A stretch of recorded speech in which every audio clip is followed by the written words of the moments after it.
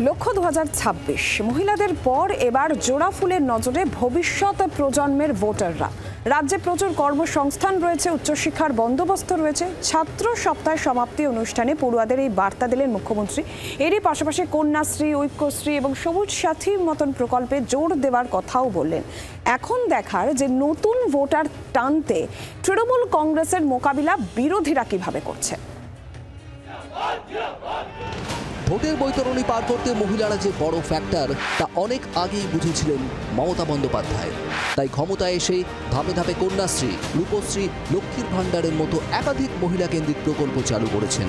Vote মেশিনে যার সুফল ভালোভাবেই পেয়েছে তৃণমূল কংগ্রেস। 2026-এ রাজ্যে আরও একটি বিধানসভা নির্বাচন। তার আগে মহিলাদের পাশাপাশি ভবিষ্যৎ প্রজন্মের ভোটারদের কাছে টানতেও তৎপর মমতা বন্দ্যোপাধ্যায়ের দল। প্রতি বছরের মতো এবারও ছাত্র সপ্তাহের আয়োজন করেছে রাজ্য সরকার। বুধবার আলিপুরের ধনধান্য স্টেডিয়ামে তার সমাপ্তি অনুষ্ঠানে যোগ দেন মুখ্যমন্ত্রী মমতা বন্দ্যোপাধ্যায়। রাজ্যের শিল্পের আকাল নিয়ে বারে বারেই অভিযোগ করে এসেছেন বিরোধীরা। যদিও এদিন মঞ্চ থেকে বাংলায় কর্মসংস্থানের উজ্জ্বল ছবি তুলে ধরেন মুখ্যমন্ত্রী। তিনি জানান, রাজ্যের উৎকর্ষ বাংলা প্রকল্প থেকেই 10 লক্ষ চাকরি হয়েছে। উৎকর্ষ বাংলা থেকে 47 লক্ষ আমাদের কারিগরি শিক্ষা ও ট্রেনিং পেয়েছে। তার মধ্যে 10 লক্ষ ছেলেমেয়েদের চাকরি ইতিমধ্যেই হয়ে গেছে এবং আরও আছে, সেটা প্রসেসে আছে আরও কয়েক লক্ষ। সুতরাং কারিগরি শিক্ষাতেও যারা অনেকে মনে করেন যে আমার হয়তো পড়াশোনায় মন নেই, তারা কারিগরি শিক্ষা নিয়ে তারাও কিন্তু সুযোগ পেতে পারেন। তৃণমূলের আমলে রাজ্যে উচ্চশিক্ষার সুযোগ বেড়েছে শিক্ষা প্রতিষ্ঠানের সংখ্যাও। উচ্চশিক্ষার জন্য ছাত্রছাত্রীদের যাতে রাজ্যের বাইরে যেতে না হয় সে বিষয়েও সচেষ্ট মুখ্যমন্ত্রী। কলকাতাতে এখন অনেক ইউনিভার্সিটি হয়ে গেছে বাংলায়, জেলায় জেলায় ইউনিভার্সিটি হয়েছে এবং কলকাতার ইউনিভার্সিটিগুলো টপ অফ দ্য টপের মধ্যে আছে।